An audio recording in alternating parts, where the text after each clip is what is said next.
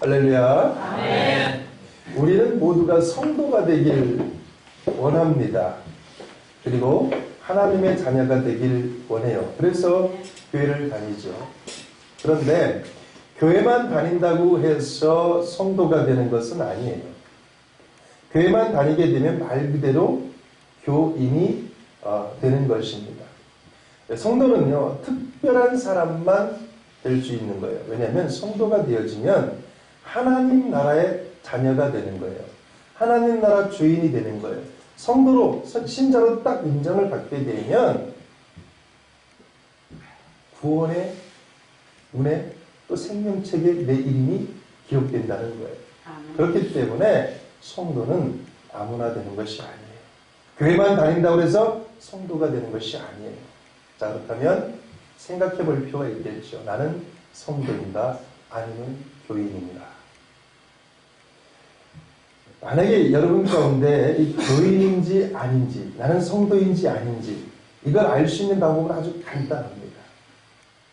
내 스스로가 죄인입니다라고 고백을 하면 성도예요. 그런데 내가 죄가 뭐가 있지? 아니면 내가 어떤 죄를 범했지? 내가 죄인인가 아닌가 헷갈리는 분이 있다면 그 사람은 교인이에요. 다시 한번 말씀드릴게요. 내가 죄인이라고 전적으로 인정하는 사람은 성도예요. 하나님의 자녀예요. 그런데 내가 죄가 기억이 나지 않고 내가 죄인인지 아닌지 헷갈리는 분이 있다면 그 사람은 미안하지만 아직 교인이라는 거예요. 그런데 교인에겐 구원이 없어요. 구원은 오직 성도에게만 주어지는 거예요. 그렇기 때문에 빨리 교인은 성도가 되어야 되는 것입니다. 앞에서 말씀드렸잖아요. 성도가 되기 위한 첫 번째 조건이 뭐라고 그랬어요? 본인이 죄인임을 인정하는 거예요. 그런데 사실 자신이 죄인이라고 인정하는 것 별로 기분 좋은 게 아니에요. 나 죄인입니다 인정하는 것 기분 나빠요. 왜냐하면 내가 어떤 죄를 범했는지 잘 기억도 나지 않아요. 그리고 자신이 한 것이 죄인지 아닌지도 잘 분별하지도 못해요. 그런데 내가 죄인이라는 사실을 인정해야 되는데요. 별로 기분이 좋지 않아요. 하지만 비록 기분은 좋지 않을 수 있겠지만 본인이 정말 하나님의 자녀가 되고 성도가 돼서 하나님 나라 가고 싶다면 싫든 좋든 일단 인정을 해야 된다는 거예요. 그래야 선택을 받을 수 있는 겁니다. 그래서 오늘 이 시간 먼저 그런 시간이 됐으면 좋겠어요. 물론 인정 안 하는 분도 계시겠지만 최소한 오늘 이 시간만큼은 내가 성도가 돼야 되겠다. 하나님의 자녀가 돼야 되겠다. 이런 마음으로 한번 따라합시다. 가슴에 딱 손을 얹고 나는 죄인입니다. 옆에 사람 보면서 나는 죄인입니다. 나는 죄인입니다. 옆에 사람 보고 반대편 보시고 그러세요. 나는 여기 보세요. 나는 어떤 죄를 범했는지조차 모르는 죄인입니다. 감사합니다. 여기 계신 분들은 이 고백 하나만으로도 교인에서 성도로 바뀐 줄 믿습니다. 여러분, 예수님이 이 땅에 오신 목적은 분명하지 않습니다.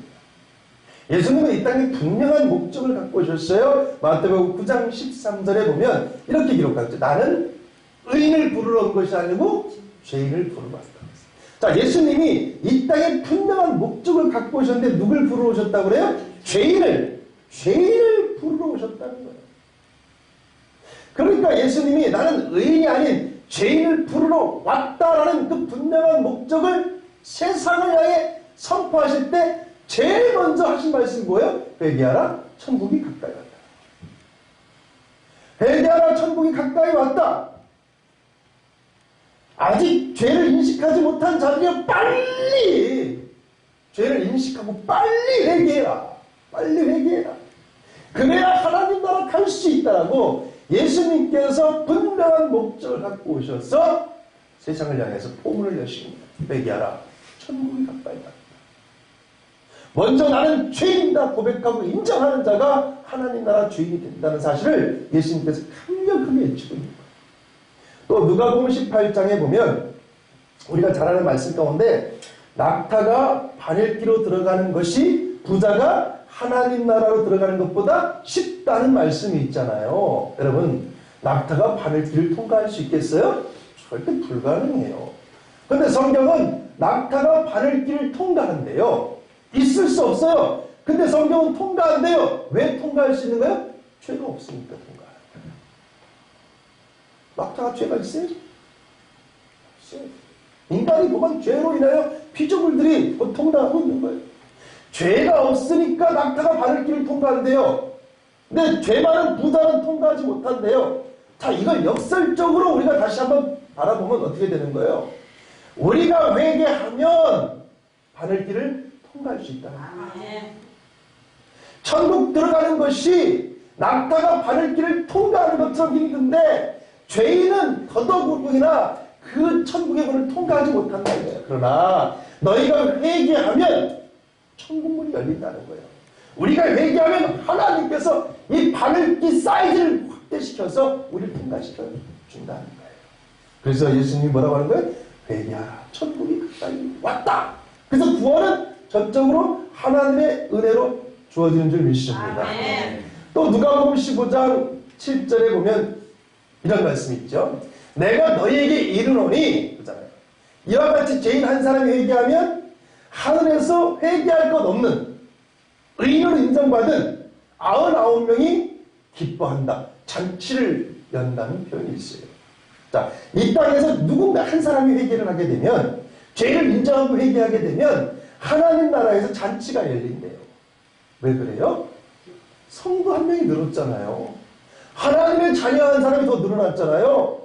탕자 한 명이 더 돌아오게 되는 거예요. 그러니까 잔치가 열리는 거예요.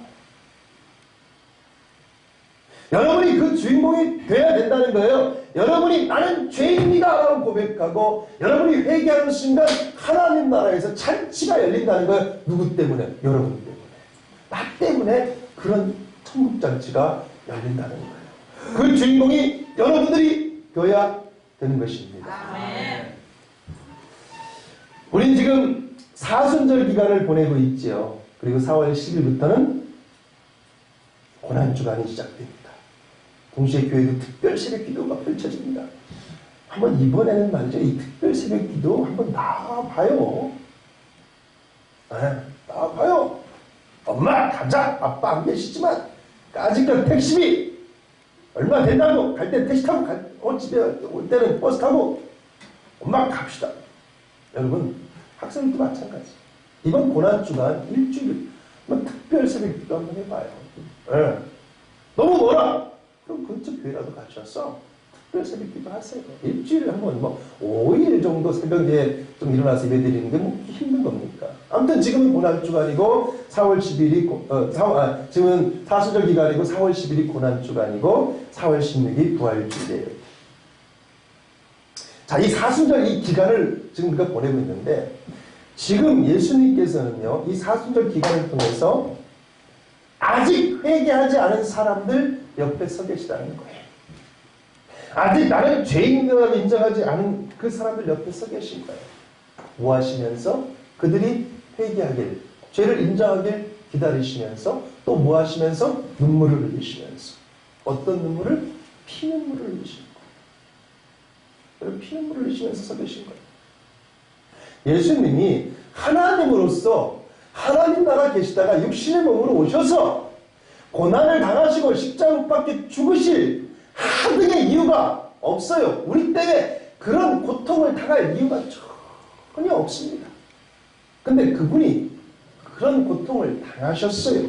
왜 그렇겠습니까? 예수님은 분명히 알고 있는 거죠. 천국과 지옥이 있다는 사실. 아시는 거예요.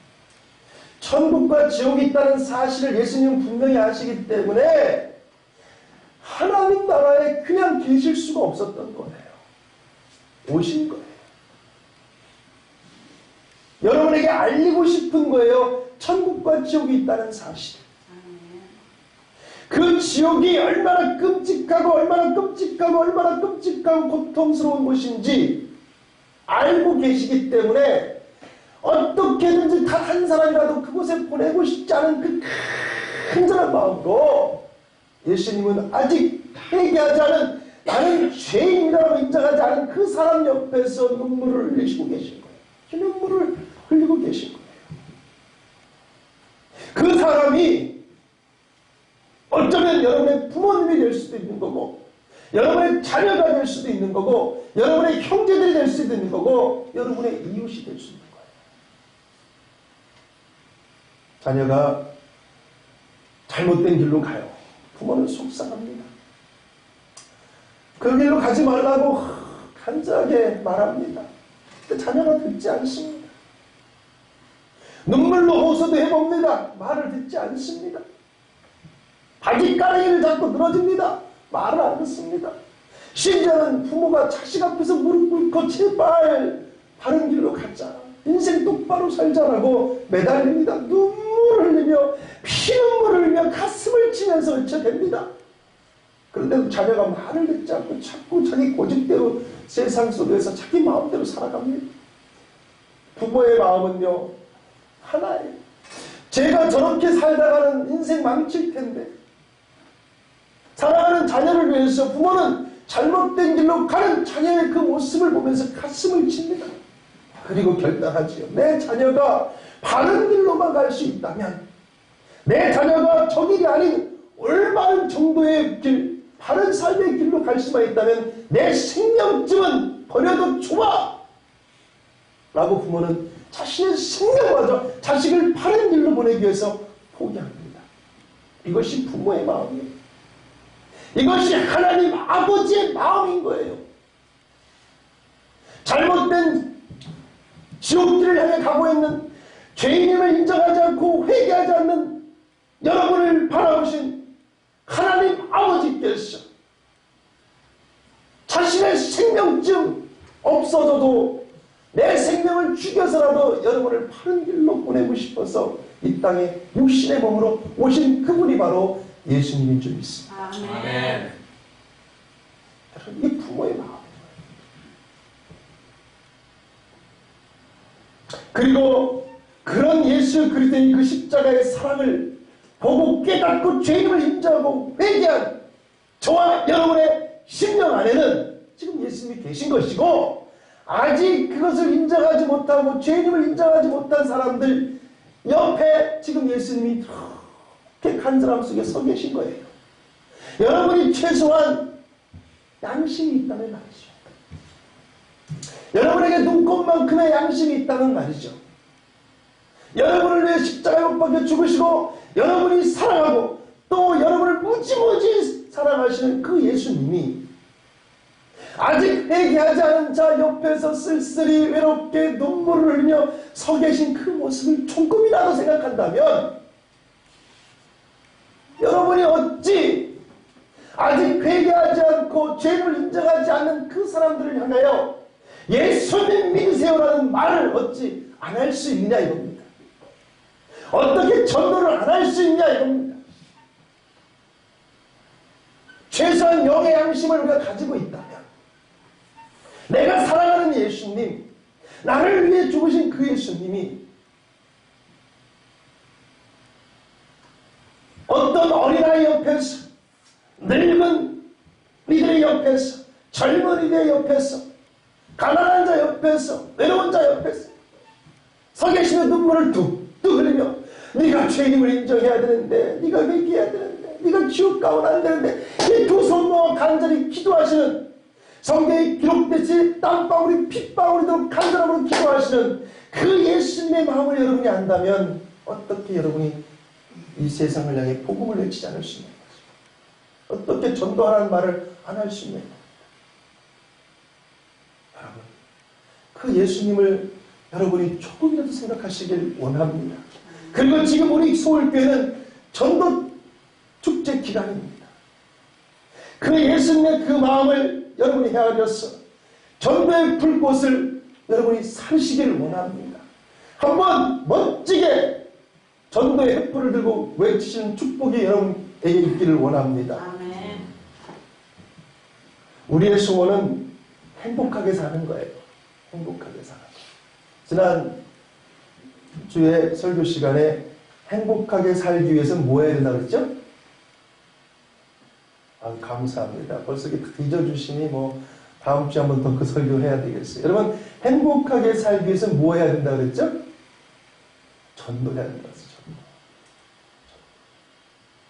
전도.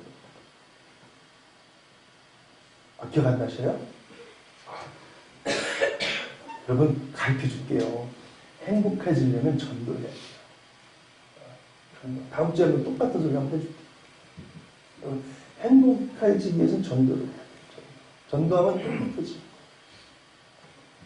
오늘은 행복의 조건에 대해서 말을 하고 싶은데, 우리가 행복해지기 위해서 가장 필요한 조건이 뭐냐면 근심, 걱정이 내 삶 속에서 사라지는 거예요. 사람은 누구나 크고 작은 근심, 걱정을 가지고 있어요. 그런데 우리 삶 속에 근심, 걱정이 한번 사라진다고 한번 생각해 보세요. 얼마나 행복하게 하십니까? 근심, 걱정이 사라진다. 이사야 51장 11절입니다. 보겠어요? 여호와께 구속받은 자들이 돌아와 노래하며 시온으로 돌아오니. 이사야 51장 11절이에요. 여기 보세요.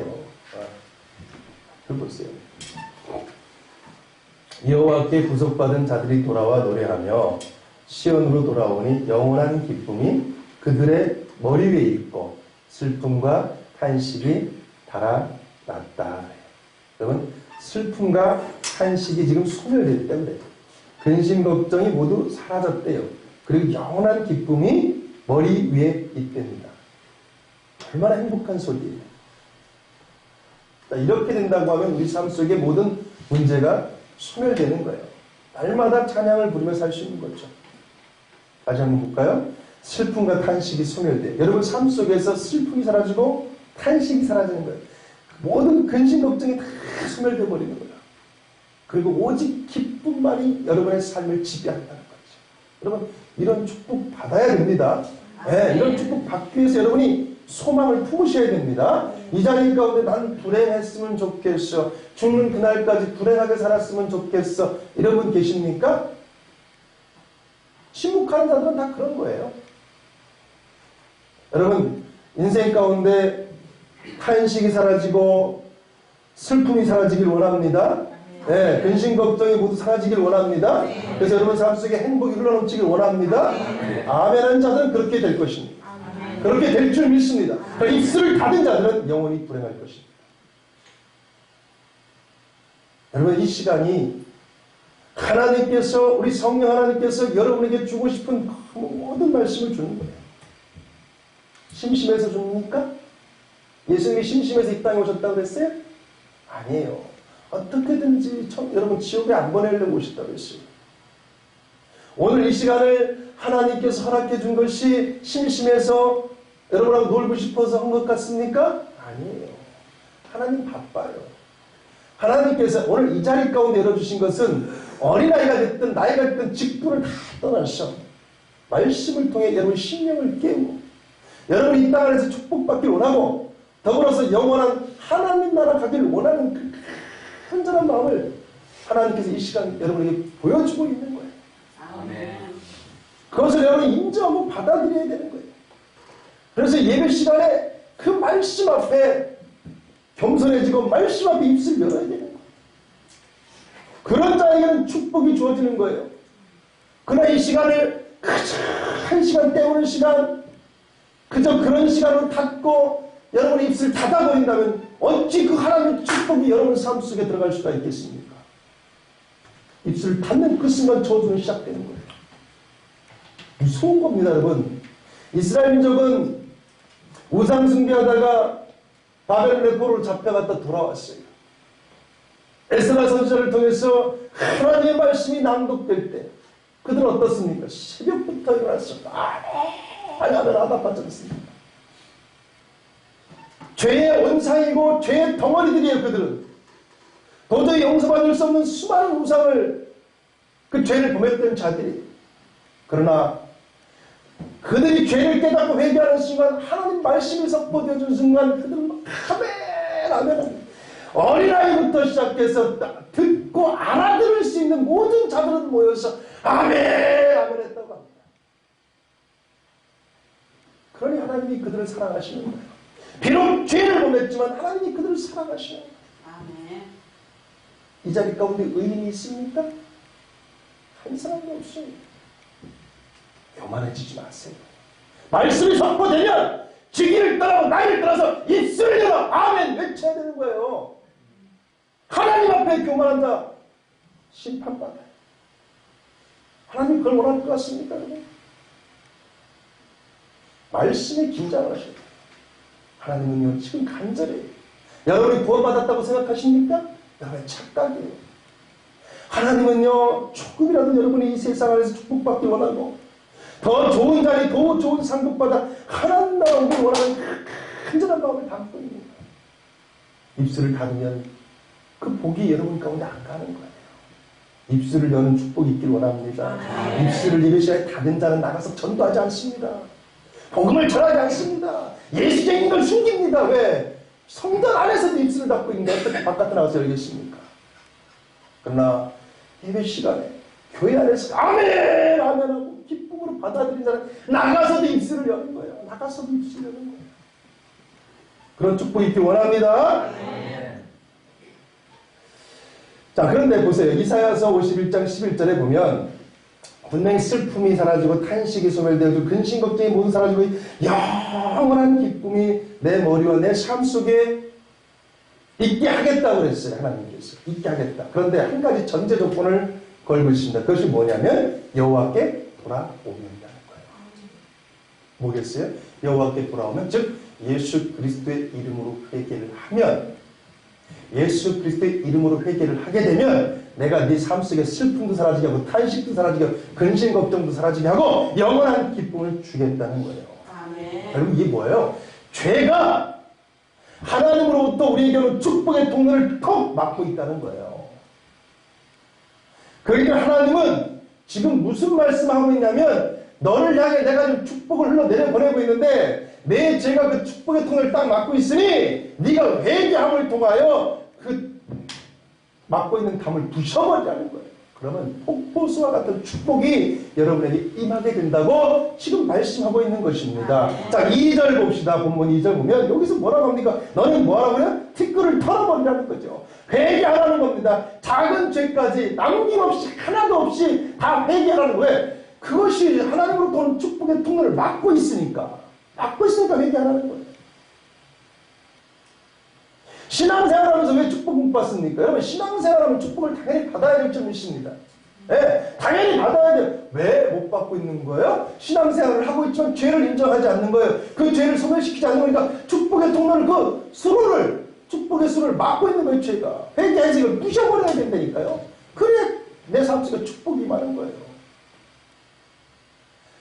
성도는요 다 이 세상 사람들보다 잘 먹고 잘 살아야 돼요.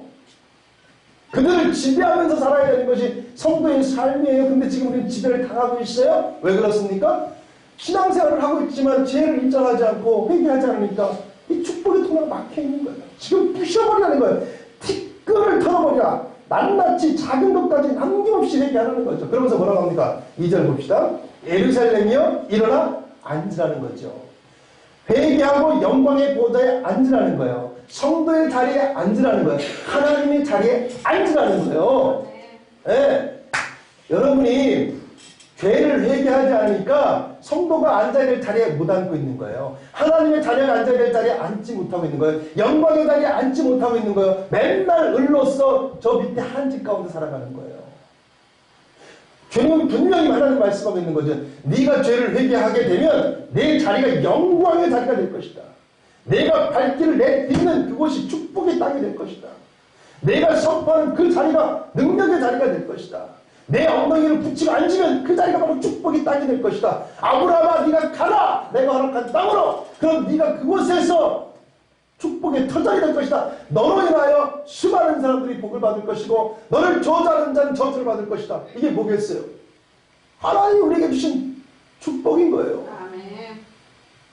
그러니까 여러분 하나님은 여러분이 이 땅에 잘 먹고 잘 살기 원한다는 거예요. 그리고 여러분을 다 아브라함과 같은 축복을 주신 거예요. 왜? 왜? 똑같은 자녀니까. 그럼 차이는 어디에 있는 거예요? 회개를 하느냐 안 하느냐에 있다는 거예요. 자, 그래서 봅시다. 내 2절에 보니까 내 목에 줄을 스스로 풀라고 그랬어요. 여러분, 회개를 누가 대신해 줄 수 있어요? 내 자식이 죄를 범했어요. 하나님 내 자식이 죄를 용서해 주세요. 용서가 됩니까? 회개는 내가 하는 거예요. 내 스스로 하는 거예요. 내 스스로 목줄을 풀러버리는 거예요. 회개는 내가 하는 거예요. 부모가 대신, 자식이 대신, 형제가 대신. 아니, 회개는 내가 하는 거예요. 왜? 구원은 1대1로 주어지는 거기 때문에. 구원은 1대1로 주어지는 거기 때문에 회개 또한 내가 하는 것입니다. 내가. 여러분, 이런 회개를 통해서 여러분이 정말 하나님의 놀라운 축복을 쟁취하시길 바랍니다. 행복을 쟁취하시길 원합니다. 여러분, 또 이런 게 있잖아요. 여러분 삶 속에 용서하지 못한 사람들이 있으면 용서하셔요. 왜 용서를 못하겠어요? 그 사람이 잘못이 있어서 용서를 못하는 거예요? 아니에요. 내가 죄인이기 때문에 그런 거예요. 죄인이기 때문에. 내가 죄인이라는 사실을 인정하지 않기 때문에 용서를 못하는 거예요. 여러분, 용서라는 개념이 그런 거예요. 자, 이 사람하고 나하고 분쟁이 생겼어요. 나 용서 못해. 왜 못해? 내가 볼 땐 네가 잘못했어. 나는 죄가 없어. 네가 죄가 있어. 이거잖아요. 그래서 용서를 못하는 거예요. 행복해요? 근데 내가 그래. 내가 죄인이야. 내 잘못이야. 용서를 해요. 그럼 어때요? 행복해져요? 네, 행복해져요. 이게 복이에요. 로또 복권에 당첨되는 것이 축복이 아니라 누군가를 용서하고 내 마음에 자유함을 얻는 것이 바로 축복인 거예요. 네, 하나님 원하는 건 그거예요.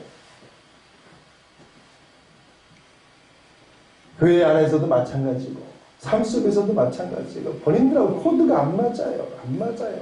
지금 우리나라가 나뉘었잖아요. 촛불하고 태극기하고. 그래서 촛불이 이겼어요.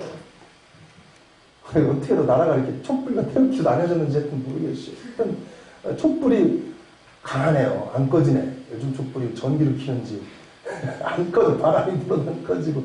태극기는 오히려 이 철로 만들었는데 이거는 어떻게 날아가 버리고 촛불이 이겼어요. 아무튼 그러니까 어떻게 태극기 입장에서는 촛불이 마음에 안 들고 또 촛불 입장에서는 태극기가 마음에 안 들고 교회도 마찬가지로 태극기도 있고 촛불도 있고 그래요. 목사님들 가운데도 태극기도 있고 촛불도 있고 그래요. 자, 왜 서로 마음에 안 들어요? 네가 잘못했어. 네가 잘못했어. 네가 문제야. 네가 문제야. 그러니까 서로 부딪히는 거예요. 행복해요? 집안에서도요. 저희 매형 어제 누님하고 통하다 보니까 매형 그 의사 집안인데도 불구하고 있잖아요. 아들도 의사고 아버지도 의사인데 밥 먹다 붙었대요. 아들은 촛불이고 아버지는 태극기래요. 밥 먹다 중간에 있긴 우리 누님이 아주 굉장히 곤란했다고 저한테 한탄을 해요. 왜 그래요? 내 말이 맞아요. 아니에요 아버지 내 말이 맞아요. 아니에요 내 말이 맞아요. 서로 이게 뭐 하는 거예요? 잘났다고 하니까. 근데 내가 죄인입니다. 내가 죄인입니다. 내가 잘못했습니다. 이 나라에 이 큰 사건이 터졌는데 마이크 잡고 내가 죄인입니다. 내가 잘못했습니다. 내가 정말 하나님 앞에 죄인이고 여러분 앞에 죄인입니다. 라고 고백한 정치인이 있습니까? 그렇게 말한 대한민국 국민이 있습니까? 그렇게 말한 목사가 있습니까? 그렇게 말한 교회가 있습니까? 슬픈 현실이 여기서 시작되는 거예요. 슬픈 현실. 우리들만이라도 촛불이다 태극기다가 아니라 내 잘못입니다. 내가 좀 더 기도하지 않았고 내가 좀 더 똑바로 신앙을 잘하지 않았고 내가 주어진 삶 속에 제대로 살지 않았기 때문에 이 모든 것이 내 잘못이다라고 인정하는 그 순간 행복은 내 것이 되는 줄 믿습니다. 여러분 그렇게 자, 여러분 하나님은 은혜의 덩어리고 우리의 삶은 하나님의 그 은혜로 살아가는 줄 믿습니다. 제가 지난주에 사모님하고 이런 대화를 했어요. 야, 참 내가 지나온 세월을 생각하니까 정말 하나님의 은혜가 넘친다. 제가 29살에 28살 말에 사업을 시작해가지고 멕시코를 수출을 많이 했잖아요. 그래서 멕시코를 아주 자주 왔다 갔다 했어요. 그 당시에는 통신이 없어요. 국제통신이 안 돼요. 국제통신이 안 돼요. 그러니까 내가 멕시코를 가서 거기 계신 분이 바이어가 나오려고 그러면 한국에서 국제전화를 하고 가야 돼요. 거기서 갔더니 그 사람이 안 나와서 카톡을 하거나 뭐 전화를 할 수 있는 상황이 아니에요. 그 사람이 공항에 나와 있으면 만나서 가는 건데 만약에 거기서 못 만나면 다시 돌아가야 되는 상황이 되는 거예요. 그러니까 통신도 안 돼요. 그리고 비행기가 바로 다이렉트로 멕시코 시티까지 가는 게 없어요. 미국을 거쳐서 이렇게 들어가야 돼요. 그리고 무엇보다도 지금도 그렇지만 멕시코는 치안이 굉장히 안 좋아요. 제가 깜짝 놀랐던 게 뭐냐면 대통령 궁 앞에 큰 광장이 하나 있는데 밤에 야경을 보러 대통령 궁 야경을 보러 갔는데요. 결혼식을 했나 봐요.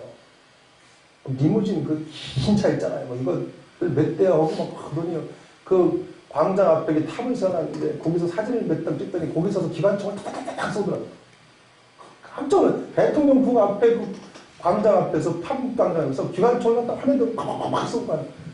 얼마나 놀래요. 그 총소리가 그 한두 발도 아니고 몇 사람이서 쏘는데 진짜 영화의 한 장면 같아요. 깜짝 놀랐어요. 그 정도 치안이 안 좋아요. 은행에다 돈을 맡기잖아요. 저희가 한국으로 송금 좀 해주세요. 돈 맡기면 은행에서 오케이 받아요? 받아요? 안 보내요. 아니 돈 안 보냈냐? 한번 전화해볼 거야 며칠 있다가 받았어? 안 받아. 왜 돈 안 보냈냐? 그러면 이거 언제 돈 주둥이냐 이거야. 이게 은행이에요. 은행을 믿을 수가 없어요. 그러니까 어떻게 되냐면 나올 때 몸에다가 돈을 다 칭칭 감고 나와야 돼. 이게 큰 한두 푼 아니라 돈 한 1억 5천을 갖다 몸에다 100달러짜리 한번 붙인다고 생각해보세요. 강도를 제가 2번 만났어요. 제가 이게 정말 20대 후반인데 어떻게 보면 겁도 없는 거고 철도 없고 굉장히 무모한 거 아니겠습니까? 굉장히 무모한 모습이에요. 제가 사모님한테 그 얘기를 했어요. 야, 정말 내가 생각해도 정말 참 무모하고 철없고 겁없다. 그 당시에는 알지 못했는데 하나님이 보호해 주신 거예요. 이게 하나님의 은혜더라는 거예요. 하나님의 은혜더라는 거예요. 저도요, 내 자신이 자기의 죄를 회개하기 전까지는 하나님의 은혜를 깨닫지 못했어요. 그것이 하나님의 은혜구나, 하나님의 보호하심구나, 이걸 알지 못했어요. 그런데 죄를 인정하고 회개하기 시작하니까 하나님의 은혜가 보여요. 하나님이 나를 이렇게 사랑하셨구나. 나를 보호하셨구나. 지키셨구나. 이것이 하나님의 은혜예요. 이것이 깨달아지니까 너무 감사해서 5시간을 기도했다고 했잖아요. 회개하고 울다 웃다 너무 기쁘고 감사했어요. 여러분 제가 사업하면서 얼마나 세상 속에 살았겠어요. 얼마나 많은 죄를 범했겠어요. 입에 담지도 못할 수많은 죄들을 범했어요. 기억조차 나지 않아요. 하나님 앞에 회개한다고 하지만 너무 많은 죄를 범했기 때문에 입술로조차 다 고백하지 못해요. 기억조차 나지 않아요. 그런데 우리 하나님께서는 그런 저를 회개하기 시작한 저를 회개하려고 수고하고 노력하는 저를 하나님께서 기억나지 않는 죄, 고백하지 않은 모든 죄까지도 다 용서해 주시다는 겁니다. 이게 하나님의 은혜라는 거예요. 여러분이 회개만 하려고 들면 하나님의 그 축복의 통로 가운데 막고 있는 그 죄의 답을 허물려고만 들면 여러분의 입술로 다 고백하지 않아도 기억이 나지 않아도 하나님께서 용서해 주신 줄 믿습니다. 아멘. 이사야서 1장 18절 말씀을 봅니다.